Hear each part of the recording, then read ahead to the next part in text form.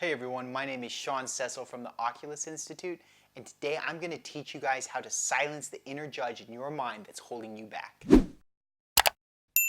Okay, so one thing that I've come across a lot as I've been helping people with their careers over the years that I found is the root cause of why most people stay in jobs that they hate is that they have this little voice in their head, or sometimes a very loud voice in their head, telling them how much they suck. Right? This voice says, well, if you don't do this, you're a failure. If you do this, you're a failure.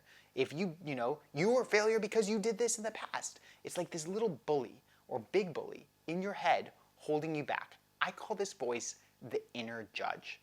And the reason that it's so important is because if you're there and you're sitting there, you're in a job you don't like, and you're like, oh, well, I want to make a change, the inner judge comes out and says, you can't make a change, you're a failure, you're not going to succeed, you're going to go bankrupt, you suck, right?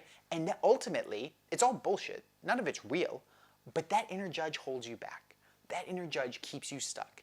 That inner judge saps your motivation, and it keeps you in the position where you're scrambling for survival, where even if you don't have to, because it stops you from tapping into your full potential. It stops you from realizing the possibility that's in front of you. It stops you from ascending to who you can really be, because it keeps you contained, just with this constant bullying, day in and day out. And that is why the inner judge has to be silenced. And so I'm going to give you guys a step-by-step process to silence the inner judge so that you can become the person that you want to be. You can create the career that you want to create. And ultimately, you can live from a place of confidence instead of a place of fear. So step one, when it comes to silencing the inner judge, is to become aware of every thought in your head that comes from the inner judge. So in many cases, people have been living with the inner judge for so long. They've been dependent on the inner judge for so long that they no longer realize all the thoughts that are going through their head. It's gone into their subconscious, right? Where some decision comes up and in a blink of a second they just think, oh, I can't possibly do it. And they never even examine the thought. So step one is to be vigilant and to become extremely aware of every time a thought comes through your head that's some part of your mind beating you up, some part of your mind bullying you, because that's the inner judge.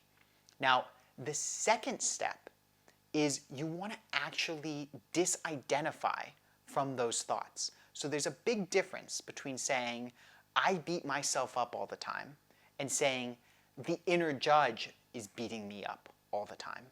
It seems like such a small tweak of words, but it's vitally, vitally important, because the way that we use words affects the way we think. There have been lots of scientific studies on this, lots of psychological research.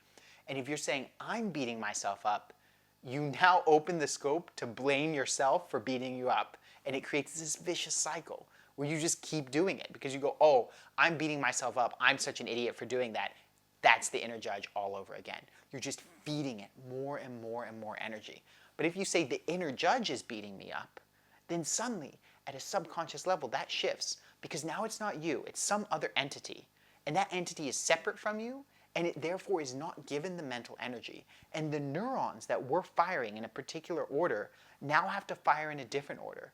An order that frames this thought process not as something that's your fault, but something that's there that needs to be changed.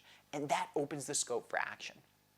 Finally, the third step in the process of silencing the inner judge, and this is a really fun one, guys, is you give the inner judge an avatar of someone you would never, ever, ever listen to. And when I say an avatar, you imagine those thoughts are coming in the voice and from the face of somebody who you do not respect at all, right? So, maybe it's a politician who you don't like. Maybe it's the kid who bullied you when you were in high school. Maybe it's someone at your work who you think, is somebody who doesn't do a good job, who you would never take advice from. But you find somebody who you would never take advice from. Maybe it's an overbearing, annoying aunt or something.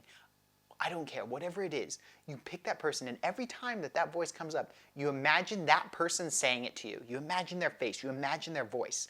And what this does is psychologically, it creates a resistance response. Because you would never listen to this person in real life, when you now attribute their voice and their face to this thought, then you say, well, I'm not going to listen to that, right? And it creates additional distance between you and the inner judge. And as you do this, over time, you go through all three of these steps. You become aware of the thoughts from the inner judge, you disidentify from them, you see them as something separate from you, and then you associate them to the voice and the face of someone who you would never take advice from.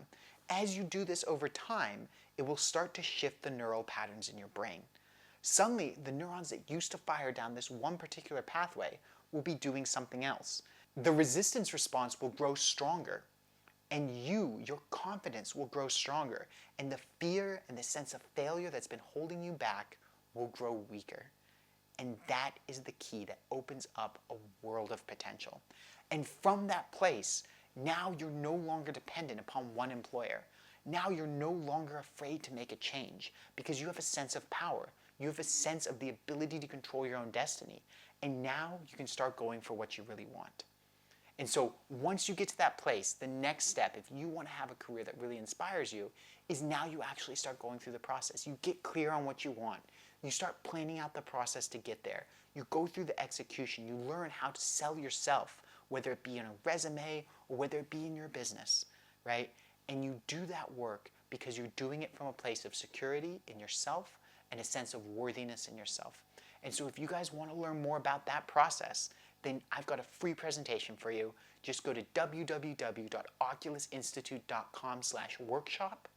Check it out. If you're still dealing with the inner judge, know that I also, in that workshop, I talk about the internal work.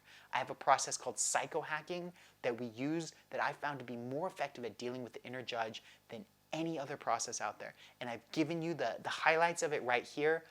You can go more in depth, obviously, but right now you've got a great start and you've got a pathway to go learn more about this and learn how to make a career that really inspires you when you're no longer held back by the inner judge. Wishing you guys the best. Have a wonderful day.